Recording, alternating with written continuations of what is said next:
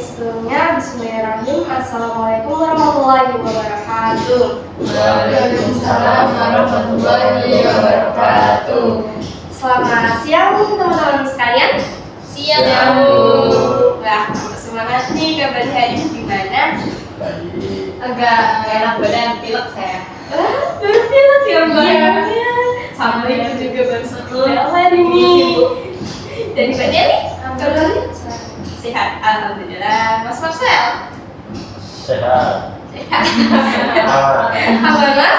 Aman. Aman. Oke, dari Mbak Cisa sendiri gimana nih kabarnya? Sehat ya? Agak lemes sedikit aja. Lemes Mbak. Iya. Tapi ini baik-baik saja kan? Nih, bisa minum dulu, bisa minum dulu nih, bisa minum dulu ya Mbak ya, nanti.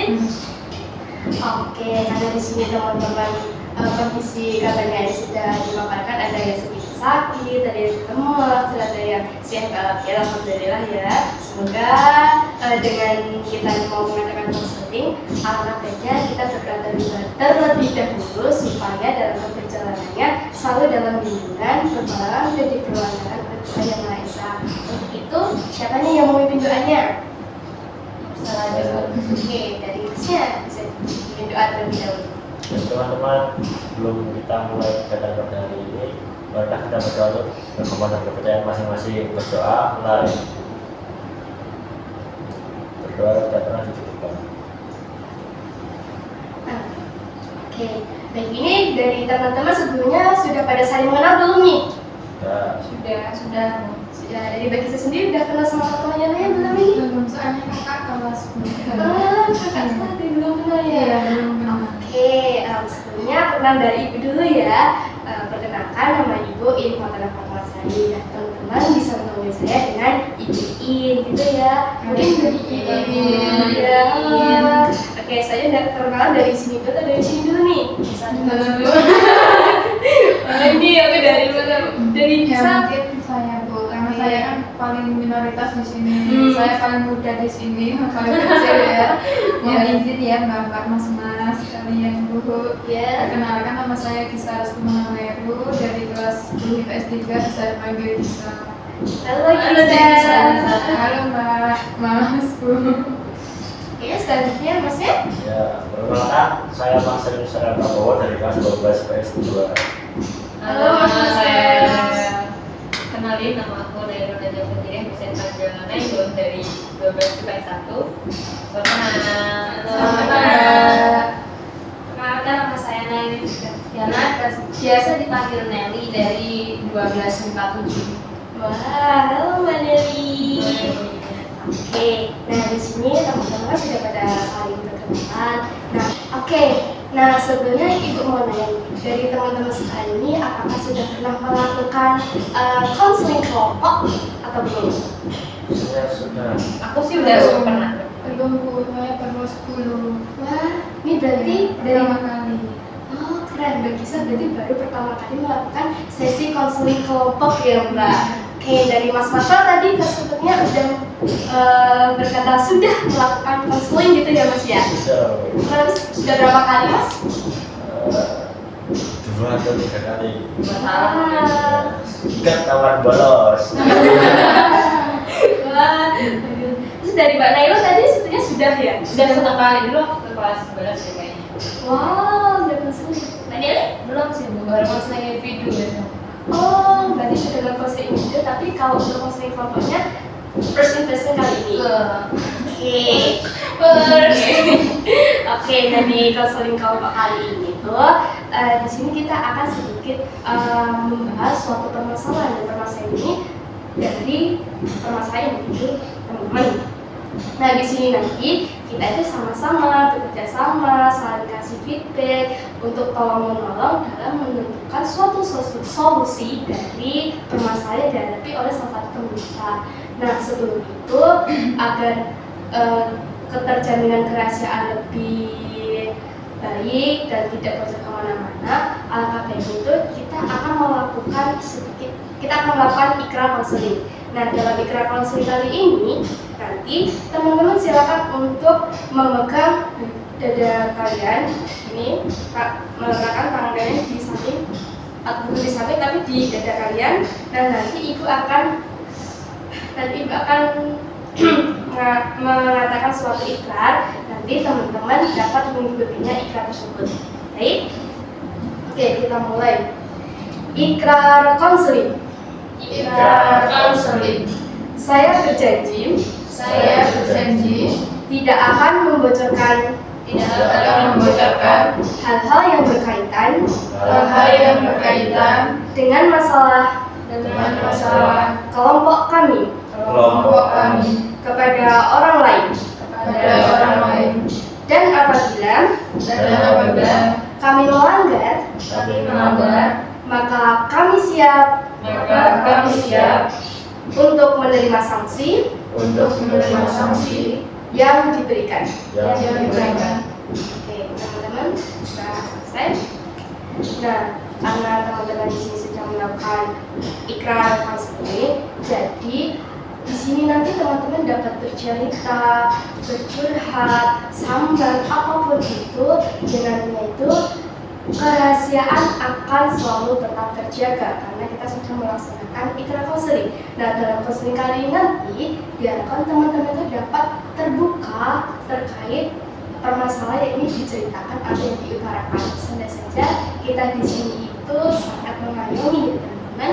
Jadi di sini itu sangat-sangat menghormati dari dapat teman-teman, sangat menghargai dari cerita teman-teman, kurang lebih seperti itu. Nah, di konseling kali ini nanti kurang lebih akan berjalan selama 45 menit atau mungkin bisa bertambah sesuai dengan keadaan yang akan kita hadapi di yang itu ya, Bu. Nah, seperti itu dari teman-teman, apakah ingin membuat suatu peraturan atau kesepakatan sendiri sebelum kita ke sesi selanjutnya? Boleh makan nggak, Bu? Boleh, kalau mau makan dipersilakan, asalkan tetap menjaga kebersihannya. Itu ya Mbak, saya ngerti. Kalau tengah konseling kamar mandi Boleh? di sini aja ngomong. Iya. Boleh. Nanti di sini. Boleh. Nanti kalau bisa udah kebelet pengen ke toilet, nanti bisa ke kamar mandi terlebih dahulu. Oke. Mungkin dari yang lain apakah ada? Belum minum kan, Bu? Boleh. Sekarang belum minum nanti. Sudah? Ya. Oke. Nanti kesepakatan sudah kita berikan. Dan teman-teman setuju? Oke. Nah, karena teman-teman sudah setuju dengan kesepakatan kita bersama, apakah kalian sudah siap untuk ke sesi yang lebih ini, untuk kita sesi curhat, sesi sharing-sharing? Dan oke, selanjutnya kita akan memasuki sesi bercerita atau curhat. Nah, ini kita mulai dari siapa dulu nih yang mau sesi curhatnya? Oke, dari Mas Marcel, kita bisa mendengarkan dulu. Jadi itu dalam ini saya merasa seperti malas-malasan mengerjakan tugas itu. Kayak kadang mau ngerjain tapi kok males. Nanti ya 5 menit lagi, 10 menit lagi, terus tahu malah udah malam, terus jadi nggak jadi ngerjain. Terus karena keterusan jadinya ya tugas saya yang lewat deadline gitu. Ya entah manajemen waktu saya yang kurang atau memang motivasi saya nggak ada yang udah. Itu berlaku cuma di akhir-akhir ini atau memang sudah sampai yang sebelum-sebelumnya, Mas? Parahnya akhir-akhir ini, Bu. Kalau dulu saya menunda tapi tetap masih Dikerjain. iya masih mau ngerjain. Kalau sekarang kayak beneran nggak ada motivasi kan apa tugasnya apa. Banyak, Mas, tugasnya. Banyak numpuk. Datanya barengan, tugasnya masih banyak ya. Wah, itu setiap hari apakah ada tugasnya dari guru-gurunya gitu, Mas? Ada. Kelas 12 kan, jadi ngobrol Iya. banyak tuh tabrak belajar Jadi dia. takut naik kelas, Bu. Oh, nggak kelas. Iya ya Mas ya, kebetulan kita kan sudah mau masuk ke UAS dan dari guru pun kadang kayak ngasih tugas itu kayak bertubi-tubi gitu ya Mas ya. Iya, Bu. Kadang udah ada kecicil gitu kan, Bu. Cuma gara-gara dapat tugas yang berulang ini jadinya gitu. Malah jadinya pusing sendiri lihat tugasnya saking banyaknya malah nggak ada yang kerjain. Tapi sekarang Mas Marsha kayak masih dalam progres kayak dikit-dikit aku mau nyicil gitu ya Mas ya? Iya, cuman pasti ngerjain dikit jenuh, bosan berhenti. Oh, oke. Jadi di sini Mas Marsha kayak sedikit mengalami kendala terkait manajemen waktu gitu ya Mas ya dalam mengerjakan tugas-tugasnya. Tuh, oke. Nah selanjutnya dari siapa lagi nih yang mau bercerita selain dari Mas Marcel? Mbak Dewi. Iya, IPA sendiri soalnya Bu dari kelas MIPA sendiri. Emang nanti kalian di PS? Iya, Iya. dari IPS. Aku di PS2. IPS 1. Ya Bu, kalau masalah saya kalau dari Mas Marcel tadi kan lebih ke manajemen waktu ya. Kalau aku lebih ke manajemen uang Bu. Iya, soalnya aku di sini kan ngekos ya Bu. Terus kan apa ya ditransfer oleh orang tua kan tiap bulan Bu. Nah itu tuh belum sampai 1 bulan tuh uang saya udah habis Bu. Jadi kayak aku tiap akhir bulan kayak harus ngapain ya, beli makan apa ya, Kamu beli apa aja kok habis? Tapi kan manajemen uangnya kebanyakan. Atur gitu. nggak tahu itu kayak tiba-tiba banget udah habis. Apalagi ketentuan kelas 12 masih bayar praktek. Kayak ngeprint laporannya gitu ya Mbak. Itu kan banyak anak MIPA juga mesti banyak kayak praktikum lab-lab gitu yang harus tulis tangan, harus kayak gitu ya. Iya Bu. Tapi kayak perasaan nggak beli banyak apa-apa, tapi kok tiba-tiba habis gitu. Terus tangan ini pernah ya malah nih deh. Wah, murah. Pakai itu kertas Nggak banyak malu. pakai pulpen apa Bu? Banyak namanya kertas bergaris itu kan biasanya kalau Iya loh. Harus beli 1 pack. dan itu sangat banyak ya Mbak ya. Iya. Wah, itu sangat capek sih kalau harus tulis tangan, kayak harus nebelin lagi kayak wah. Ya, tapi bagus sih perjuangannya Mbak Dewi buat bisa sampai lolos. Iya, tapi itu uang saya kayak tiba-tiba udah habis di akhir bulan, dan bulan harus makan terus Bu. Oke, jadi dari Mbak itu bercerita mengenai tentang manajemen keuangannya karena di akhir-akhir mau pengunjung kelas ini Mbak Nini kayak bekerja terus dengan tugas-tugas kayak praktikum, bikin laporannya sehingga itu membutuhkan uangnya banyak. Gitu ya Mbak ya? Betul Bu. Oke, terus siapa lagi nih yang mau bercerita dari Mbak Nini dulu atau dari Mbak saya dulu nih? Siapa dulu? Ikut aja Bu, ikut kakak kelas nanti nggak kira-kira. Enggak, Sekarang aja sama kakak ya. Bismillah aja Bu. Siapa ini? Oke, ini tas ini aja ya. Kita putar dulu. Gak bisa masih. Oke, 1, 2. No. Dari kita. Oh, ternyata Maria di sini. Ada yang putar. Oke. No. Bisa lagi. Lagi. Nah, bisa. Oke. Jadi baik bisa dulu ya, bisa bercerita dengan coba. Kalau dari Mbak Nelly tadi kan manajemen keuangan, Mas Marcel manajemen waktu. Kalau saya manajemen waktu tidur Bu. Saya ya waktu istirahat saya tuh kayak keganggu gitu Bu. Saya beberapa hari ini tidak bisa tidur dengan nyenyak. Tuh. Semisal saya tidur pun itu saya nggak merasa saya tidur karena masih dengar apa ya Bu? Ya suara-suara bising di sekitar saya gitu. Terus pokoknya nggak bisa tidur gitu. Udah lama kah atau baru-baru akhir ini Mbak? Sebenarnya kalau gejalanya itu udah dari lama Bu, cuma parahnya itu akhir-akhir ini sampai 3 hari nggak tidur. 3 hari Mbak? Ya itu seharinya bisa tidur cuma 1-2 jam lah. Tapi itu nggak benar-benar yang deep sleep gitu loh Bu. Kayak cuman ya merem terus mulai lagi gitu. Terus untuk aktivitas keseharian gimana kalau misalnya bisa dikurangi tidurnya? Ya keganggu karena kurang fokus juga, terus badannya kurang fit, kayak lemes gitu. Makanya tadi waktu di awal saya ditanya bagaimana kabarnya, saya bilang lemes.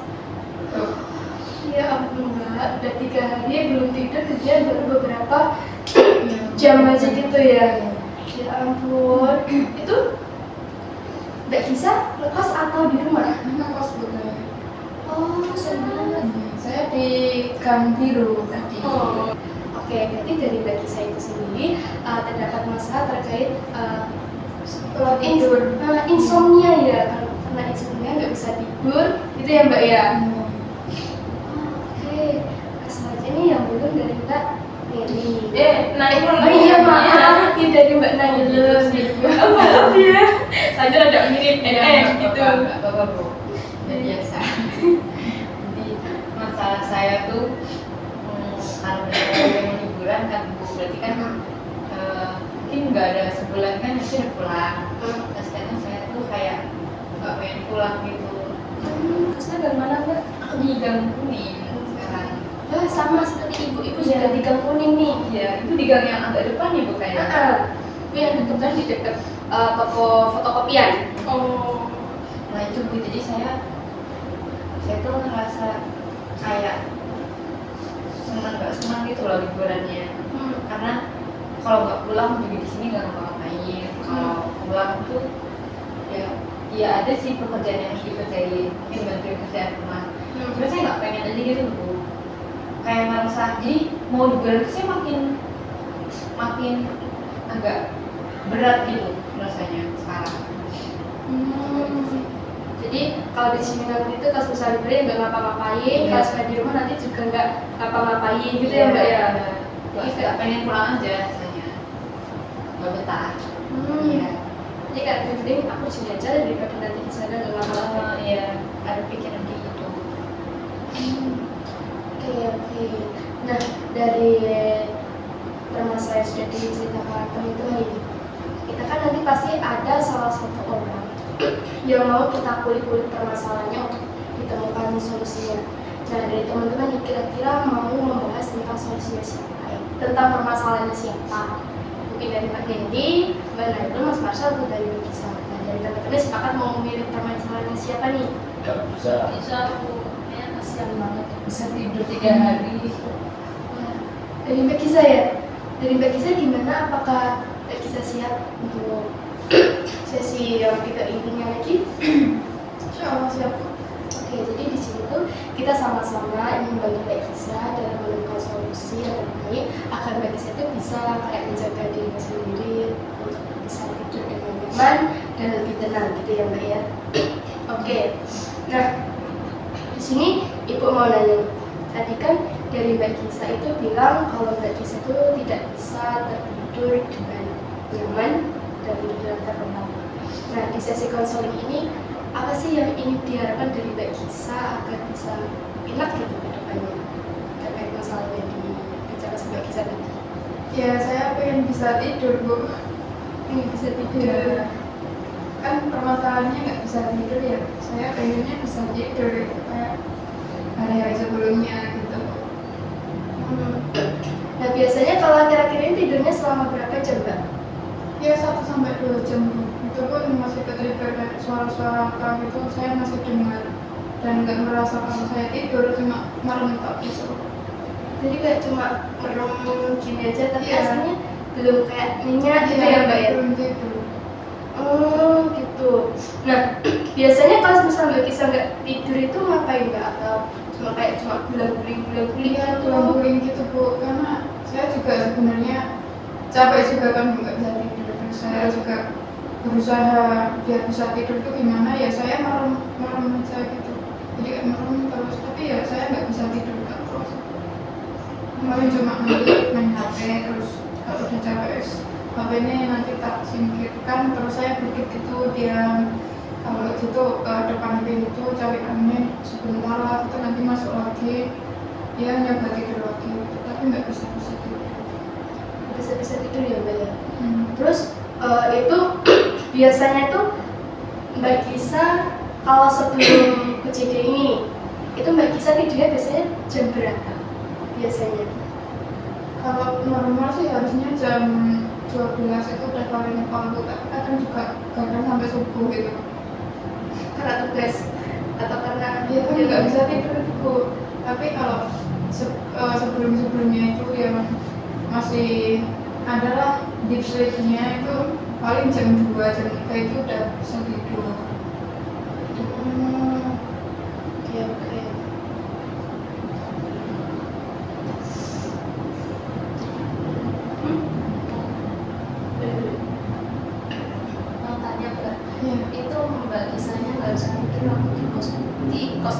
apa kalau di rumah juga kayak gitu? Kayaknya cuma di kos mbak yang paling parah. Kalaupun di rumah itu paling mentok itu jam 2, setengah 3 itu udah bisa tidur gitu. Tapi kalau di kos itu sampai pagi pun bisa gitu mbak nggak tidur, dan saya juga nggak merasa ngantuk. Paling cuma badan itu semelungkrah gitu, kayak lemas atau apa.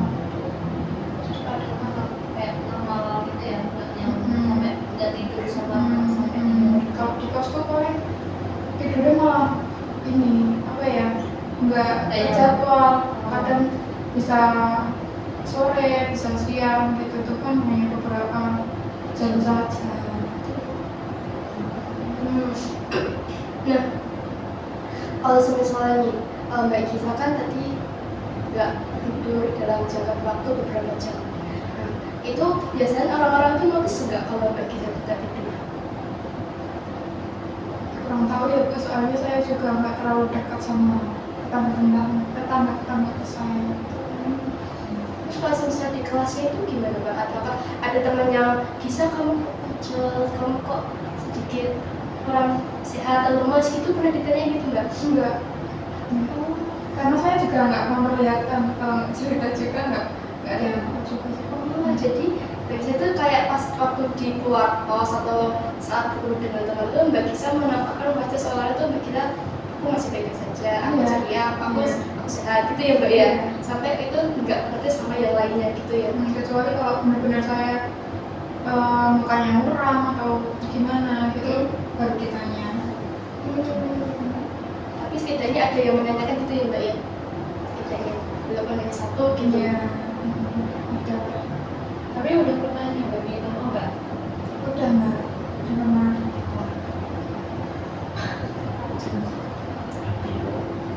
Waktu sebelum parah ini, saya juga sering minum antimu juga, bukannya saya merasa nggak bisa tidur terus sampai pagi sampai subuh gitu, nggak bisa tidur. Terus nanti paling mentok paling jam 4 jam 5 itu nanti nih kayak nggak bisa tidur, saya minum antimu. Terus tapi kan paginya tetap berangkat kuliah paling jam 7 udah bangun. Tapi ini nggak ada nyoba obat khusus buat tidur? Kayak mungkin minuman enggak ke apotek itu minta obat tidur, terus atau enggak kan sekarang ini loh rame, tahu nggak Fitme ah, minuman yang ada di Indomaret. Tapi itu kayak kalau diminum itu jadi gampang ngantuk. Belum, baru dengar yang ini. Tapi kalau obat yang udah pernah bagus ke apotek, saya pernah konsumsi yang antidepresan juga waktu itu. Tapi kayaknya itu mengganggu konsentrasi saya juga, karena setiap kali saya habis minum itu kayak nggak ingat apa-apa, jadi saya mudah lupa juga. Oke. Tadi kan Mbak Giza juga menyebutkan kalau yang pertama itu Mbak Giza minum antimo ya Mbak ya. Nah biasanya antimo kan benar Antimo ya. Iya. Ya, Antimo. Nah biasanya tuh Mbak Giza minumnya waktu mau tidur atau kapan ya Mbak? Ya mau tidur itu tadi Bu, kalau sampai jam 4 atau jam 5 udah nggak bisa tidur ya saya minum antimo. Lalu disitu langsung bisa tidur. Iya, dulu, tapi kalau sekarang enggak mbak, udah nggak ngaruh kayaknya. Sampai saya gelisah nggak bisa tidur. Tapi tuh udah kayak pernah dicoba sehari tuh minumnya tuh kayak berkala, kayak dari pagi sekali kayak buat menaiki badan itu kalau sudah di waktu weekendnya. Terus pas siang itu jika minum lagi, terus pas mau menjelang sore atau menjelang malam itu juga minum lagi. Itu pernah nggak? Enggak pernah sih.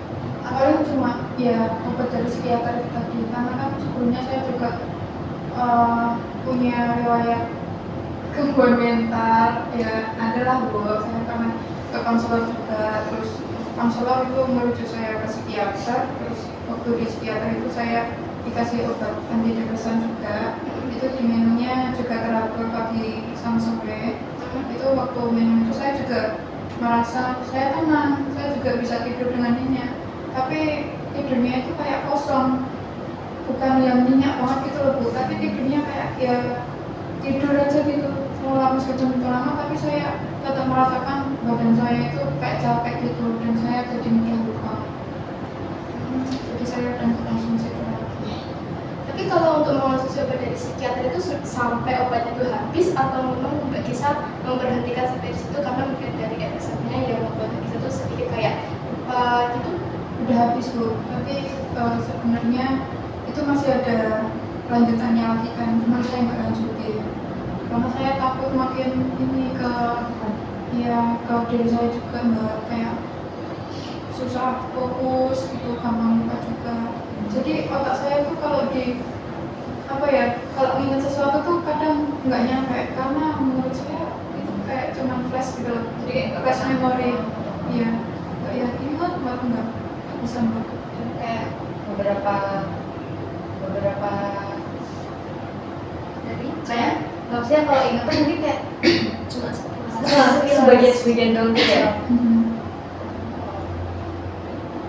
Kalau tahu itu ada mungkin ada faktor pengalaman gitu. Iya, Yang sama bikin Mbak jadi kayak sesuatu dulu gitu. nggak tahu ya mbak, atau mungkin saya yang nggak menyadari juga nggak tahu.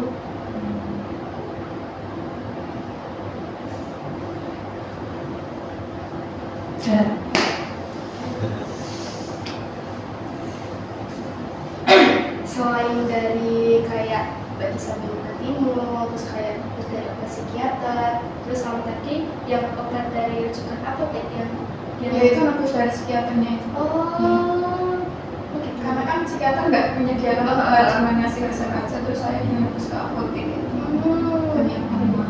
Setelah itu apakah Mbak Kisah kayak pernah melakukan usaha yang lain buat Mbak Kisah itu bisa lebih tertidur dengan lelap gitu Mbak? Ya kadang mediasi itu. Mediasi, Iya, meditasi. meditasi. Ya meditasi. Iya berarti meditasi Bu, benar. Iya kayak ya kadang kalau udah capek nggak bisa tidur itu kan gelisah Bu rasanya, terus dengerin musik juga sama. Jangan ketahui ya Mbak ya. Dengerin musik dulu juga ya. sama, capek banget itu. Dan nanti saya buang HP, maksudnya HP-nya saya singkirkan terus paling ya mepet tembok, nah terus nanti Yang melamun gitu ya. diem tok gitu. Berarti dari usaha dari Mbak Kisah itu sudah kayak pertama minum alkohol, terus kayak meditasi dengan kayak atur pernafasan, terus tadi itu kayak relasi dengan musik, tapi itu efeknya kayak belum begitu ngaruh ya sama Mbak Kisahnya. Tuh. Nah mungkin dari teman-teman yang lain ada nggak yang tips buat Mbak Kisah selain dari menggunakan tiga hal yang tadi dilakukan sama Mbak Kisah agar Mbak Kisah itu bisa lebih cepat untuk terlelap gitu? Mungkin dari teman-teman ada bisa memberi masukan? Tidur sama boneka atau pakai duit. Dari Mbak Kisah sendiri apa sudah pernah melakukan nih dari Mas Marcel? Udah, saya juga di kos ada boneka, ada guling, tapi tetap nggak bisa tidur sih. Meskipun sebenarnya kalau yang hari-hari normal ya Bu, itu yang saran dari Mas itu sangat ngaruh karena kalau saya nggak pakai guling, nggak ada boneka gitu, mungkin saya nggak bisa tidur. Tapi kalau akhir-akhir ini, ya menurut saya itu nggak sih Bu, Nggak kayak efektif kita gitu? kayak benar-benar di ruangan itu kayak kosong gitu. Kita nggak tahu mau ngapain, terus mau tidur pun nggak bisa, sampai bingung mau ngapain gitu, betul nggak sih? Jadi Tahu kayak kosong, aku bingung mau ngapain, itu kayak ya udah aku di sini. Ya, ya diem aja, jadi cuma di kasur, paling kalau nggak bisa tidur ya aku cuma ngeliat atas gitu, klik-klik, udah nanti duduk lagi, nanti tidur lagi, jalan-jalan, udah gitu terus. nah, dari yang sudah dilakukan Mbak Kisah tadi, berarti untuk akhir-akhir ini kayak belum efektif ya buat Mbak Kisah itu bisa tidur dengan lelap. Nah mungkin dari Mbak Kisah itu apakah sudah pernah seperti kayak mengajak orang lain buat tidur bareng? Gitu, ada yang nemenin gitu Mbak? Dari Mbak Kisah apakah sudah pernah? Kalau dulu itu udah pernah Bu, dan cara itu juga efektif karena saya jadi merasa nyaman dan aman mungkin, jadi saya bisa tidur dengan nyenyak gitu.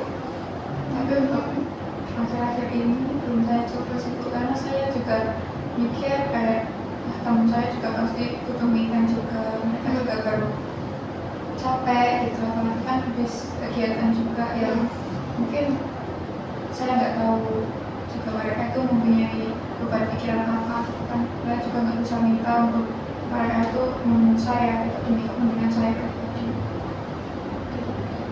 Ini itu mau nanya, dulu kan Mbak Gisa pernah nyoba terkait pas waktu itu ditemui sama teman Mbak Gisa. Itu Mbak Gisa kayak merasa nyaman, merasa tidak ada kesalahan karena ada temannya.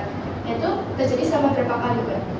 Sekali, Cuma sekali. itu 2 kali nih, 2 kali. 2 kali ya Mbak ya? Tapi beda teman. Yang satu ini emang saya minta untuk iya nemenin karena saat itu saya benar-benar yang di kondisi nggak normal juga. Waktu itu saya ada beberapa gangguan tiba-tiba saya mungkin nggak bisa saya jelaskan juga secara eksplisit di sini. Ya saat ini karena memang kurangnya pengalaman, jadi nanti ke saya. Nah itu mungkin kayak Mbak Gisa tuh bisa menerapkan kembali waktu akhir-akhir ini dari Mbak Gisa mau berkenan atau enggak? Semisal waktu itu ditemui sama orang lain. Ya boleh aja sih kalau ada yang mau. Nah, jadi dari Mbak Gisa sendiri ingin semisal ada orang lain yang menemannya gitu ya. Ya mungkin gitu. Jadi mungkin dari teman-teman lain ada yang bisa memberikan tips dari Mbak Gisa selain dari saya yang sudah dikabarin sama Mbak Gisa tadi agar Mbak Gisa lebih relak untuk tidur dari Mbak Gaby atau dari Mbak Nailun. Kalau dari aku mungkin ini sih tetap update apa sih namanya, clinical check up-nya itu. Soalnya kan mungkin kamu udah pernah nyobain obat-obatnya kan pada waktu itu gitu. Ya sekarang belum. Nah kalau yang kita menyarankan buat minum ini minum itu kan kita juga nggak ada pengetahuan di situ kan Bu. Jadi kalau saran dari aku ya coba ke dokter gitu sih, ke dokter yang biasa, bukan ke psikiaternya. Tadi kan kalau ke psikiater mungkin obatnya ada efek samping lainnya. Tapi sekarang coba ke dokter yang dokter biasa aja, dokter umum, bukan dokter spesialis, bukan psikiaternya gitu. Meskipun nanti tetap ada efek samping kan ya, Ada bedanya gitu ya? bisa ada bedanya kan. Dari Mbak Dewi ada yang ke Gisa dulu? Kalau aku sama kayak lain kan yang lebih tahu kayak ibaratnya kondisi fisiknya kan. Iya. Kalau dicek kan yang lebih berpengalaman, yang lebih tahu pengetahuan ilmunya kan dari dokter atau psikiater. Jadi kayak lebih sering cek kondisi aja sih Bu. Jadi biar tahu penanganannya kayak gimana gitu. Oke, nah dari Mbak Gisa sendiri nih, dari pengalaman-pengalaman itu waktu mau tidur kan biasanya kalau orang itu nggak bisa tidur kadang itu karena lapar ya Mbak biasanya. Nah dari Mbak Gisa itu sendiri apa tidak pernah kayak sebelum tidur aku mau minum susu, aku mau makan yang manis-manis itu pernah nggak Mbak? Pernah Bu, udah ngelakuin juga tapi nggak ngaruh. Sampai sekarang nggak Iya, ngaruh nggak ya? ngaruh. Oke, nah karena tadi Mbak Gisa sudah bilang itu dari beberapa hal yang sudah dilakukan itu ternyata nggak ngaruh juga. Mungkin dari pendapatnya Mas Marcel, Mbak Nailun atau Mbak Nailin yang sekiranya relate atau ingin Mbak Gisa coba terapkan agar Mbak Gisa bisa terlewat itu mau yang apa? Salah Pak. Kalau tadi Mas Marcel itu menyatakan untuk ditemani sama mereka atau kuliah buat dunia, dari Mbak Nailin sama Mbak Nini itu menyarankan untuk datang ke dokter umum untuk mengetahui kondisi badan yang terbarunya gitu Mbak. Mungkin saran dari Mas Marcel dan Mbak ini itu juga baik untuk saya ambil, tapi untuk dari Mas Marcel itu kan sudah saya lakukan juga dan tidak berpengaruh apa-apa. Mungkin saya akan mencoba saran dari Mbak Nailun dan Mbak Neli dan aku itu menanyakan kondisi saya gitu. Nah, kira-kira nih tadi Mbak Gisa kan sudah ada perencanaan dari ingin konsultasi atau check up kesehatannya di dokteran atau di dokter konsultan terdekat. Nah kira-kira dalam jangka di kapan Mbak Gisa akan melakukan check up tersebut? Mungkin saya tunggu nanti malam dulu, karena nanti malam saya nggak bisa tidur lagi sampai besok pagi. Mungkin besoknya baru saya ke dokter. dekat. Tapi kalau nanti mau saya sudah bisa tidur ya alhamdulillah saya nggak sedikit dekat mungkin ya begitu. Oke, berarti jadi nanti malam itu kayak bisa mau mencoba lagi ya tips dari Mas Marsha kayak temenin sama guling sama gerengan itu lagi, terus kayak mau mencoba lagi lah apa yang sebetulnya itu belum berhasil tapi nanti malam kayak diusahain bagi saya itu mencoba nyata lagi. Nah sebisa nanti kalau pada endingnya itu bagi saya belum bisa kayak belum benar-benar aku belum bisa tidur, keputusan bagi saya tadi intinya ke Ya ke dokter dulu kayak aku check up kesehatannya, kondisi kesehatan saya gitu. dari Mbak Gisa sendiri sudah memutuskan kalau pada endingnya itu belum berhasil, Mbak Gisa akan ke dokter terlebih dahulu. Oke, itu sangat senang, sangat apresiasi sama keputusan dari Mbak Gisa karena Mbak Gisa itu sudah menemukan planning perencanaan yang akan dilakukan agar Mbak Gisa itu dapat dapat prediksi masalahnya itu dengan cara check up ke dokter terlebih dahulu. Di sini sangat senang sekali karena Mbak Gisa bisa speak up bersama kami mengenai masalah dari Mbak Gisa. Baik, karena kita sudah mau di penghujung dari sesi konseling ini, nah kira-kira dari teman-teman ada nggak yang bisa memberikan kesimpulan pada sesi konseling kali ini? Oh, sebenarnya dari Mbak Gisa sendiri dulu.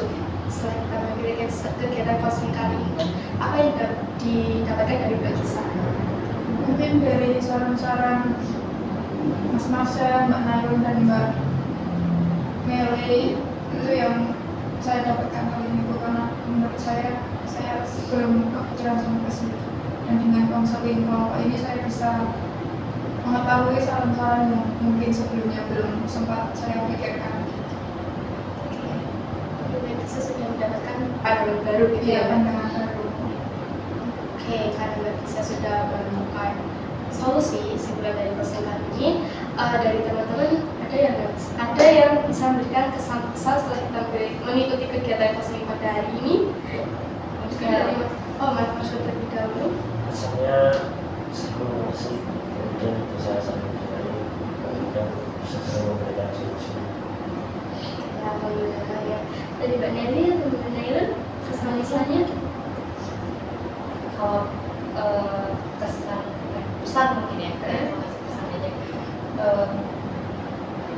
khususnya pada Mbak Gisa, kalau misalkan membutuhkan bantuan yang non medis kayak mungkin tadi udah ngerasa lumayan efektif harus ditemenin sama orang lain, mungkin Mbak Gisa bisa coba buat lebih terbuka, mungkin bisa ceritain hal ini ke orang terdekat supaya bisa minta bantuan aja sih. Toh itu kan pikiran Mbak Gisa yang bilang mungkin mereka perlu me time dan gini. Itu kan di pikiran Mbak Gisa, tapi gimana kalau misalkan mereka ternyata mau seterbuka itu bantuin Mbak Gisa gitu sih. Jangan terlalu sungkan aja, kan bisa gitu minta tolong ke orang yang terdekat. Dari Mbak Gisa ada yang lain? Terima kasih Mbak Nairun, mungkin nanti akan saya coba. Oke, siap. Dari Mbak Nelly? Itu juga misalnya kayak ya nyaman sih dengan konsep kelompok ini, kita juga kawan baru, terus juga bisa baru. Baik, karena di sini teman-teman sudah menyampaikan pesan-pesan dan kesimpulan, Ibu berharap pada konseling kali ini nanti dapat memberikan informasi, pengetahuan dan manfaat bagi teman-teman sekalian, khususnya bagi Mbak Gisa, agar supaya Mbak Gisa itu dapat menyelesaikan apa yang menjadi permasalahan selama ini. Dan kami berharap dengan adanya ini Mbak Gisa setelah keluar sesi konseling kali ini Mbak Gisa lebih tenang dan bisa istirahat dengan nyaman. Sama dalam perjalanannya Mbak Gisa itu kan merasa belum kayak menemukan solusi yang benar atau masih ingin bercerita kembali, nanti Mbak Gisa bisa menghubungi Ibu lagi untuk sesi-sesi yang lebih intens. Ini bisa dengan konseling individu atau hanya sekedar ngobrol bareng aja, nggak terus. Kita mengakhiri kegiatan konseling pada hari ini. Alangkah baiknya kita siapa nih yang mau memimpin? Saya tadi kan sudah dibuka sama Mas Marcel. Nah, kita mau tutup lagi sama Mas Marcel atau Mas Marcel? Mas Marcel kembali, saya persilakan. Baiklah teman-teman, untuk kegiatan pada hari ini kalian kita berdoa untuk mengerjakan masing-masing. Berdoa kesenangan, berdoa tidak pernah dicukupkan. Baik, sekian dari Ibu, kurang lebihnya mohon maaf. Terima kasih. Cukup sekian. Wassalamualaikum warahmatullahi wabarakatuh. Waalaikumsalam warahmatullahi wabarakatuh. Terima kasih Bu. Terima kasih kembali teman-teman.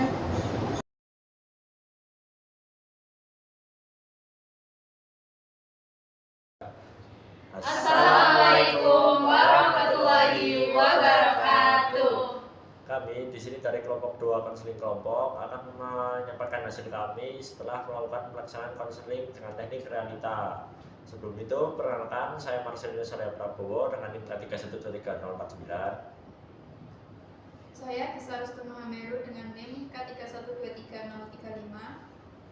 Saya Iin Fatona Fatmalasari dengan NIM K3123040. Saya Nailin Fitria Lutfiana dengan NIM K3123053. Saya Nailun Najwa Fajriyah dengan NIM K3123054. Nah, kami di sini baru saja melakukan praktik pendekatan konseling realita atau terapi realitas. Nah, pendekatan realita ini adalah pendekatan konseling yang berfokus pada perilaku saat ini dan bagaimana individu dapat mengambil tanggung jawab untuk memenuhi kebutuhan dasar mereka dengan cara yang efektif dan bertanggung jawab. Sedangkan untuk tujuan dari konseling realita yang pertama yaitu untuk membantu individu menjadi lebih bertanggung jawab atas perilaku yang mereka lakukan sendiri, kemudian membantu individu mengidentifikasi dan memenuhi kebutuhan dasar mereka secara efektif, dan membantu individu membuat rencana tindakan yang realistis dan mencapai tujuan mereka, kemudian membantu individu mengembangkan keterampilan pemecahan masalah dan pengambilan keputusan, serta membantu individu untuk mengembangkan identitas kesuksesan atau success identity. Kemudian pada pelaksanaan konseling kelompok dengan pendekatan realitas ini ada beberapa tahap yang harus dilakukan. Pada umumnya, pada konseling kelompok akan melakukan 4 tahapan. Yang pertama yaitu tahap pembukaan yang diisi dengan perkenalan, kemudian doa, lalu penjelasan tujuan konseling, kemudian